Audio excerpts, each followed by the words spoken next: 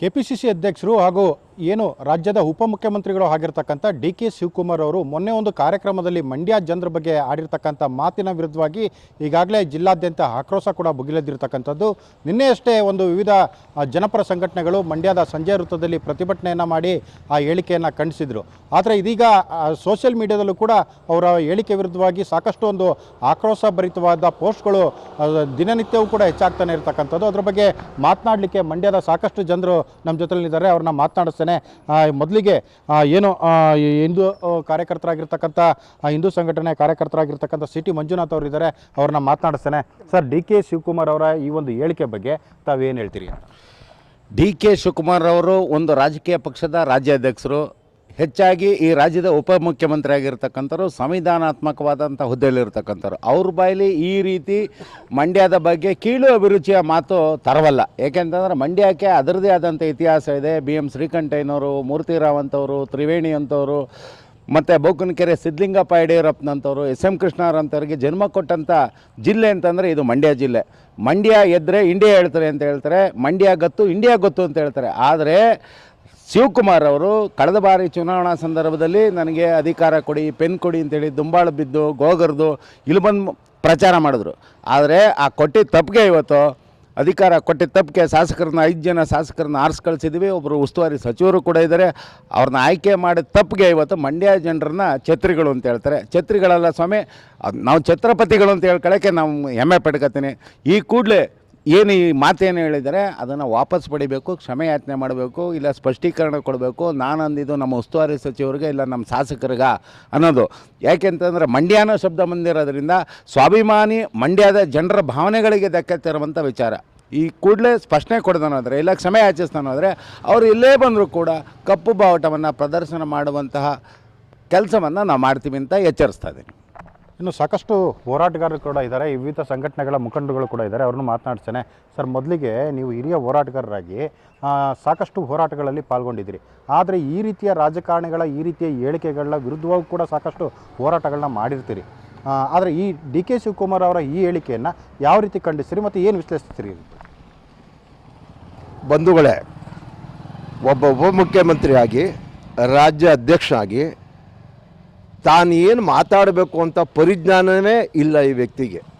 ಒಂಥರ ಐಲ್ ದೊರೆ ಇದ್ದಂಗೆ.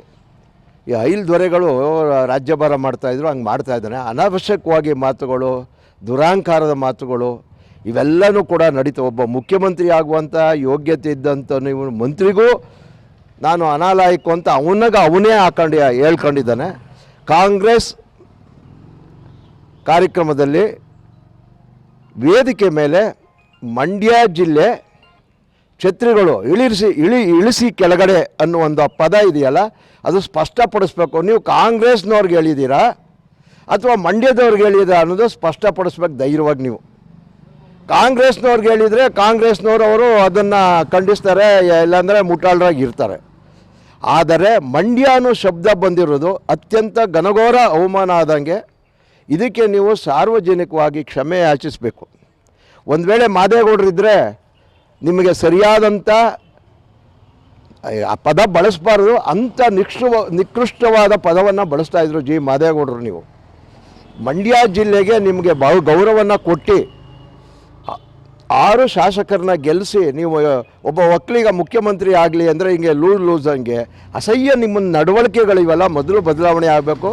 ನೀವು ಖಂಡಿತ ಒಕ್ಕಲಿಗರೇ ಅಲ್ಲ, ಇಡೀ ಒಕ್ಕಲಿಗರ ಜನಾಂಗಕ್ಕೆ ನೀವು ಅವಮಾನ ಮಾಡ್ತಾಯಿದ್ರಿ. ನಮಗೆ ಭಾಳ ನೋವಾಗತ್ತೆ. ಅನ್ನದಾತರು ಒಕ್ಕಲಿಗರು. ಅದರಿಂದ ಇಡೀ ಮಂಡ್ಯ ಜಿಲ್ಲೆಯಲ್ಲ, ಕನ್ನಡಿಗರು ಸಂಪೂರ್ಣವಾಗಿ ಎಲ್ಲ ಜಿಲ್ಲೆಗಳು ನಿಮಗೆ ಚೀಮಾರಿ ಆಗ್ತಾ ಇದ್ದಾರೆ. ದಯಮಾಡಿ ನಿಮಗೆ ದಯಮಾಡಿ ಅಂತ ಹೇಳುವಂಥ ಪದನೂ ಇಲ್ಲ. ಗೌರವಿತವಾಗಿ ನೀವು ಮಂಡ್ಯ ಜಿಲ್ಲೆಯ ಜನ ಕ್ಷಮೆ ಕೇಳಬೇಕು. ಏನು ನೀವು ಒಳ್ಳೆ ಹುಚ್ಚುಚ್ಚಂಗೆ ಆಡುವಂಥದ್ದು ನಿಜವಾಗ್ಲೂ ಅಸಹ್ಯ.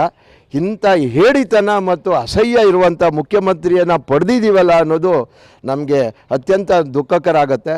ಈ ಹೈಕಮಾಂಡ್ ಬೇರೆ ಇದೆ ನಿಮಗೆ, ಅದೊಂದು ಹುಚ್ಚುಚ್ಚಾಟ ಆಡ್ದಂಗೆ ಆಡ್ತೀರಿ. ಅವರು ನಿಮ್ಮ ಮೇಲೆ ಏನು ಕ್ರಮ ತಗೋತಾರೆ? ಹಂಗಾರೆ ಮಂಡ್ಯ ಜಿಲ್ಲೆ ಜನ ಛತ್ರಿಗಳು ಅಂತ ಹೇಳಿದ್ರೆ ನಿಮ್ಗೆ ಯಾಕೆ ಬೇಕು? ಈಗ ಜಿಲ್ಲಾ ಪಂಚಾಯತು, ತಾಲೂಕ್ ಪಂಚಾಯತ್ ನೀವು ಯಾರೂ ಸ್ಪರ್ಧೆ ಮಾಡಬಾರ್ದು. ನಿಜವಾದಂಥ ಮಂಡ್ಯ ಜಿಲ್ಲಾ ಜನ ಸ್ವಾಭಿಮಾನಿಗಳಾದರೆ ಸಂಪೂರ್ಣವಾಗಿ ಕಾಂಗ್ರೆಸ್ ಪಕ್ಷನ ಇವ್ರ ಹೇಳಿಕೆಯಿಂದ ಮಾತ್ರ ತಿರಸ್ಕರಿಸಬೇಕು ಅಂತೇಳಿ ಸಮಸ್ತ ಕನ್ನಡಿಗರ ಪರವಾಗಿ ಮತ್ತು ಮಂಡ್ಯ ಜಿಲ್ಲೆ ಜನತೆ ಪರವಾಗಿ ನಾನು ಹೇಳ್ತೀನಿ. ಸಾರ್ವಜನಿಕವಾಗಿ ಮಂಡ್ಯ ಜಿಲ್ಲೆಗೆ ಬಂದು ನಾನು ಕ್ಷಮೆ ನಮ್ಮ ಕಾಂಗ್ರೆಸ್ ಪಕ್ಷದವ್ರಿಗೆ ಹೇಳಿದ್ದೀನಿ ಅಂತ ಹೇಳ್ಬೇಕು. ಇಲ್ಲ, ಮಂಡ್ಯದಾಗ ಹೇಳಿದ್ದು ತಪ್ಪಾಯಿತು ನಾನು ಅಂಥೇಳಿ ಕ್ಷಮೆ ಕೇಳಬೇಕು. ಈಗಾಗಲೇ ನಮ್ಮಲ್ಲಿ ಅನೇಕ ಜನ ಪ್ರತಿಭಟನೆ ಮಾಡಿದರೆ, ಆಕ್ರೋಶವನ್ನು ವ್ಯಕ್ತಪಡಿಸಿದರೆ. ಇಂಥ ಹೀನ ಸಂಸ್ಕೃತಿ ಬ್ಯಾಡಿ. ಹಿಂದೆ ನಿಮಗೆ ಭಾಳ ನೋವಾಗುತ್ತೆ, ಧರ್ಮಸ್ಥಳಕ್ಕೆ ನಿಮ್ಮ ತಾಯಿ ಕರ್ಕೊಂಡು ಹೋಗಿದ್ರಿ, ಅದನ್ನು ನೆನೆಸ್ಕೊಳ್ಳಿ. ನಿಮ್ಮ ಸಂಸ್ಕೃತಿ ಏನು ಅಂತ ಇವೆಲ್ಲನೂ ಬಿಡಿ. ಇವೆಲ್ಲ ಬಿಟ್ಬಿಟ್ಟು ಗೌರವಿತವಾಗಿ ಮಂಡ್ಯ ಜಿಲ್ಲೆನ ಕ್ಷಮೆ ಕೇಳಬೇಕು ಅಂಥೇಳಿ ನಾನು ಈ ಮೂಲಕ ಆಗ್ರಹ ಪಡಿಸ್ತಾ ಇದ್ದೀನಿ ಬಂಧುಗಳೇ. ಸರ್, ಇನ್ನು ಮಂಡ್ಯದ ವಿಚಾರಕ್ಕೆ ಬಂದರೆ ಸಾಕಷ್ಟು ಹೋರಾಟಗಳಿಗೆ, ಅಂದರೆ ಏನು ಸತ್ಯಾಗ್ರಹ ಹೊಸದು ನಿರ್ಮಾಣದಿಂದ ಹಿಡಿದು ಸ್ವಾತಂತ್ರ್ಯ ಹೋರಾಟಕ್ಕೆ ನೆಲೆಯಾಗಿದ್ದಂಥ ಜಿಲ್ಲೆ, ಇಲ್ಲಿಯ ಜನರ ಬಗ್ಗೆ ಮಾತನಾಡಬೇಕಾದ್ರೆ ಪದೇ ಪದೇ ಈ ರೀತಿಯಂಥ ಹೇಳಿಕೆಗಳು ಬರ್ತಿದ್ದಾವಲ್ಲ, ನೀವೊಬ್ಬರು ಕೂಡ ಕನ್ನಡ ಹೋರಾಟಗಾರರಾಗಿ ಮಂಡ್ಯದ ಮಣ್ಣಿನ ಮಗನಾಗಿ ಏನು ಹೇಳಲಿಕ್ಕೆ ಇಷ್ಟಪಡ್ತೀವಿ? ಮಂಡ್ಯ ಗತ್ತು ಇಂಡ್ಯಕ್ಕೆ ಗೊತ್ತು ಅನ್ನೋ ಹಾಗೆ ಕನ್ನಡ ಇವತ್ತಿನ ಡಿ ಕೆ ಶಿವಕುಮಾರ್ ಅವರ ರಾಜಕೀಯ ಗುರು ನಮ್ಮ ಮಂಡ್ಯ ಜಿಲ್ಲೆಯವರು. ಇದನ್ನು ಯಾವುದೇ ಕಾರಣಕ್ಕೂ ಮರಿಬಾರ್ದು. ಈ ಜಿಲ್ಲೆಯ ಋಣವನ್ನು ಡಿ ಕೆ ಶಿವಕುಮಾರ್ ಅವರು ತೀರ್ಸೋಕ್ಕೆ ಸಾಧ್ಯವಿಲ್ಲ. ಅಂಥ ಋಣದಲ್ಲಿರುವಂಥ ಒಬ್ಬ ನಾಯಕರು, ಒಂದು ಪಕ್ಷದ ಅಧಿಕಾರಕ್ಕೆ ತರುವಂಥ ನಾಯಕತ್ವವನ್ನು ವಹಿಸಿರುವಂಥವರು, ಒಂದು ಜಿಲ್ಲೆಯ ಭಾವನೆಗಳಿಗೆ, ಜನರ ಭಾವನೆಗಳಿಗೆ ಧಕ್ಕೆ ತರುವ ರೀತಿ ಮಾತನಾಡೋದಿದೆಯಲ್ಲ, ಇದಕ್ಕೆ ಇವತ್ತು ಮಾಧ್ಯಮದವರು ವಿಧಾನಸೌಧ ಮುಂದೆ ಪತ್ರಿಕಾಗೋಷ್ಠಿಯಲ್ಲಿ ಕೇಳಿದ್ದಾರೆ. ಆದರೆ ಅವರು ಮಂಡ್ಯ ಜಿಲ್ಲೆಯ ಜನರ ಕ್ಷಮೆ ಯಾಚಿಸುವಂಥ ಮಾತಾಡಿಲ್ಲ. ನನಗೆ ಗೊತ್ತಿದೆ, ಹೌದು ನನಗೆ ಗೊತ್ತು, ನನ್ನ ಸೊಕ್ಕುಮುರಿರಿ ಹಾಗೆ ಹೇಗೆ ಹೇಳುವಂಥ ಮಾತಿದೆಯಲ್ಲ, ನಾವು ಈ ಸೊಕ್ಕಿನ ಮಾತಿಗೆ ಎದುರುವಂಥ ಜನ ಅಲ್ಲ. ಮಂಡ್ಯಕ್ಕೆ ತನ್ನದೇ ಅಂತ ಗತವೈಭವ ಇದೆ. ಭಾಳಷ್ಟು ನಾಯಕರು ಮಂಡ್ಯ ಜಿಲ್ಲೆಯಲ್ಲಿದ್ದಾರೆ. ನಾವು ಮಾದೇಗೌಡರಂಥ ಮಾದೇಗೌಡರು ಈ ಜಿಲ್ಲೆ ಒಳಗೆ ಬೇಕಾದಷ್ಟು ಜನ ಈ ಜಿಲ್ಲೆ ಒಳಗಿದ್ದಾರೆ. ನಾವು ಇಂತಹ ದುರಹಂಕಾರದ ಮಾತುಗಳನ್ನು ಖಂಡಿಸುವಂಥ ಜನ ನಾವಿದ್ದೇವೆ. ನಾವು ಇಂಥ ಹೇಳಿಕೆಗೆ ಮತ್ತು ವಿರುದ್ಧವಾಗಿ ಮಾತನಾಡುವಂಥ ಜನಗಳಿಗೆ ಯಾವತ್ತೂ ಬೀದಿಲಿಳಿದು ಅವರ ಮಾನ ಮರ್ಯಾದೆ ಕಳೆಯುವಂಥದ್ದೇ ನಮ್ಮ ಕೆಲಸ. ಯಾಕೆ ಅಂತ ಹೇಳಿದ್ರೆ ಈ ಜಿಲ್ಲೆಗೆ ತನ್ನದೇ ಅಂತ ಗೌರವ ಇದೆ, ಈ ಜಿಲ್ಲೆಗೆ ಸ್ವಾಭಿಮಾನ ಇದೆ, ಕೃಷಿಕರ ಆಧಾರಿತವಾದ ಜಿಲ್ಲೆ, ಈ ಭೂಮಿ ಈ ದೇಶಕ್ಕೆ ಅನ್ನ ಹಾಕುವಂಥ ಜನ ನಾವು. ನೀವು ಮಾತನಾಡುವಾಗ ನಿಮ್ಮ ಲಘುವಾದ ಮಾತುಗಳನ್ನು ವಾಪಸ್ ತಗೊಳ್ಬೇಕು. ತಕ್ಷಣ ನೀವು ರಾಜೀನಾಮೆಯನ್ನು ಕೊಡಬೇಕು. ಇಲ್ಲಾಂದರೆ ಮಂಡ್ಯ ಜಿಲ್ಲೆಯ ಜನರ ಕ್ಷಮೆಯಾಚನೆ ಮಾಡಬೇಕು. ಇಲ್ಲ ಅದು ಮಾಡ್ತೀರಾ, ನೀವು ಇದು ಮಾಡ್ತೀರಾ, ಎರಡರಲ್ಲಿ ಒಂದು ತೀರ್ಮಾನವನ್ನು ಸಂಜೆವರೆಗೆ ತಿಳಿಸ್ಬೇಕು ಅನ್ನೋ ಆಗ್ರಹವನ್ನು ನಾನು ಮಾಡ್ತಾ ಇದ್ದೇನೆ. ಮತ್ತೊಬ್ಬರು ಉದ್ಯಮಿ ಮತ್ತು ಬೇಕರಿ ಮಾಲೀಕರ ಸಂಘದ ಅಧ್ಯಕ್ಷರು ಆಗಿರ್ತಕ್ಕಂಥ ಅರವಿಂದ್ ಅವರು ಕೂಡ ಇದ್ದಾರೆ, ಅವ್ರನ್ನ ಮಾತನಾಡಿಸ್ತೇನೆ. ಸರ್, ಮಂಡ್ಯ ಜಿಲ್ಲೆ ಅಂತ ಬಂದಂಥ ಸಂದರ್ಭದಲ್ಲಿ ಯಾವುದೇ ರಾಜಕಾರಣಿಗಳು ಮಂಡ್ಯವನ್ನು ಒಂದು ತನ್ನ ಭದ್ರಕೋಟೆ ಮಾಡ್ಕೋಬೇಕು ಅಂತೇಳಿ ಮತ ಭಿಕ್ಷೆಯನ್ನು ಬೇಡ್ತಾರೆ. ಆ ಸಂದರ್ಭದಲ್ಲಿ ನಡ್ಕೊಳ್ಳುವಂಥ ರೀತಿಗಳೇ ಬೇರೆ, ಅಧಿಕಾರಕ್ಕೆ ಬಂದ ನಂತರದಲ್ಲಿ ನಡ್ಕೊಳ್ಳುವಂಥ ರೀತಿ. ಇವತ್ತು ಡಿ ಕೆ ಶಿವಕುಮಾರ್ ಅವರು ಹೇಳಿರ್ತಕ್ಕಂಥ ಹೇಳಿಕೆನ ಯಾವ ರೀತಿ ನೀವು ಅದನ್ನು ಸ್ವಾಗತ ಮಾಡ್ತೀರಾ ಅಥವಾ ಖಂಡಿಸ್ತೀರಾ ಅಂತ? ಹೆಂಗೆ ಸ್ವಾಗತ ಮಾಡೋಕ್ಕಾಗತ್ತೆ? ಮಂಡ್ಯ ಜಿಲ್ಲಾ ಜನತೆಗೆ ಮಾಡಿರುವಂಥ ಅವಮಾನ. 6 ತಾಲೂಕಿನ ಜನರು ಕಾಂಗ್ರೆಸ್ಗೆ ಓಟ ಕೊಟ್ಟು ದೊಡ್ಡ ಮಟ್ಟದಲ್ಲಿ ಗೆಲ್ಲಿಸಿದ್ದಾರೆ. ಜಿಲ್ಲಾ ಮಂತ್ರಿನೂ ಕೂಡ, ಉಸ್ತುವಾರಿ ಮಂತ್ರಿನೂ ಕೂಡ ಇದ್ದಾರೆ. ಎಲ್ಲ ಮಂಡ್ಯ ಜಿಲ್ಲಾ ಜನತೆಗೆ ಮತ್ತು ಮತದಾರರಿಗೆ ಮಾಡಿದಂಥ ದೊಡ್ಡ ಅವಮಾನ. ಯಾಕಂದರೆ ಕೆ ವಿ ಶಂಕರೇಗೌಡರು, ಜಯಲಲಿತಾ ಅವರು, ಎಸ್ ಎಂ ಕೃಷ್ಣ ಅವರು, ಶ್ರೀಯುತ ಯಡಿಯೂರಪ್ಪನವರು ಮಹಾನ್ ನಾಯಕರುಗಳನ್ನ ಕೊಟ್ಟಂಥ ಜಿಲ್ಲೆ ಇದು.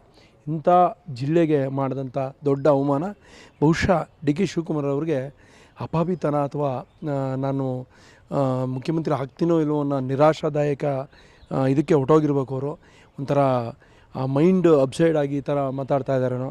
ದಯಮಾಡಿ ಅವರು ಮುಂದಿನ ದಿನಗಳಲ್ಲಿ ಎಷ್ಟು ಸಾಧ್ಯ ಅಷ್ಟು ಜಲ್ದಿ ಅವರು ಮಂಡ್ಯ ಜಿಲ್ಲಾ ಜನತೆಗೆ ನೇರವಾಗಿ ಕ್ಷಮೆ ಕೇಳಬೇಕು. ಇಲ್ಲಾಂದರೆ ಯಾಕಂದರೆ ಮಂಡ್ಯ ಜಿಲ್ಲಾ ಜನತೆ ಏನನ್ನೂ ಕೂಡ ವಿಭಿನ್ನವಾಗಿ ವಿಶಿಷ್ಟವಾಗಿ ಮಾಡಿ ತೋರಿಸಿದ್ದಾರೆ. ಇಡೀ ರಾಜ್ಯದಲ್ಲಿ ಅವತ್ತು ಕೆ ವಿ ಶಂಕರೇಗೌಡರು ಒಬ್ಬರೇ ಗೆದ್ದಿದ್ದು, ಇಡೀ ರಾಷ್ಟ್ರದಲ್ಲಿ ಕಾಂಗ್ರೆಸ್ ಅಲ್ಲೇ ಇತ್ತು. ಆ ಥರ ವಿಶಿಷ್ಟವಾದ ಜಿಲ್ಲೆ ಇದು. ಜೊತೆಗೆ ನಿಖಿಲ್ ಕುಮಾರಸ್ವಾಮಿ ಅವರ ಎಲೆಕ್ಷನ್ನಲ್ಲಿ ಮಂಡ್ಯ ಜಿಲ್ಲೆ ತನ್ನದೇ ಆದ ಒಂದು ಚರಿತ್ರೆಯನ್ನು, ಒಂದು ಇತಿಹಾಸವನ್ನು ಸೃಷ್ಟಿಸ್ಬಿಡ್ತು. ಜೊತೆಗೆ ಅದೇ ಕುಮಾರಸ್ವಾಮಿ ಅವ್ರನ್ನ ಮತ್ತೆ ಗೆಲ್ಲಿಸಿ ಕಳಿಸ್ತು. ಇದು ಮಂಡ್ಯ ಜಿಲ್ಲೆಯ ಒಂದು ವಿಭಿನ್ನವಾದ ವಿಶಿಷ್ಟವಾದ ಮಂಡ್ಯ ಜಿಲ್ಲೆಯ ಗುಣ. ಬಹುಶಃ ಇದು ದೊಡ್ಡ ಮಟ್ಟದಲ್ಲಿ ಮುಂದಿನ ದಿನಗಳಲ್ಲಿ ಕಾಂಗ್ರೆಸ್ಗೆ ತಕ್ಕ ಪಾಠವನ್ನು ಕಲಿಸೋದ್ರ ಮೂಲಕ ಡಿ ಕೆ ಶಿವಕುಮಾರ್ ಮತ್ತು ಕಾಂಗ್ರೆಸ್ಗೆ ಪಾಠ ಕಲಿಸ್ತಾ ಇದ್ದ ಸಂದರ್ಭದಲ್ಲಿ ಹೇಳಲಿಕ್ಕೆ ಬಯಸ್ತೇನೆ. ಇದಿಷ್ಟು ಏನೋ ಮಂಡ್ಯ ಜಿಲ್ಲೆಯ ಹೋರಾಟಗಾರರು ಮತ್ತು ನಾಗರಿಕರ ಮಾತಾಗಿರ್ತಕ್ಕಂಥದ್ದು. ಕ್ಯಾಮ್ರಾ ಪರ್ಸನ್ ರಜನೀಶ್ ಪಾಟೀಲ್ ಜೊತೆ ಶಶಿಕುಮಾರ್ ದೊಡ್ಡಯ್ಯ, TV5 ಕನ್ನಡ, ಮಂಡ್ಯ.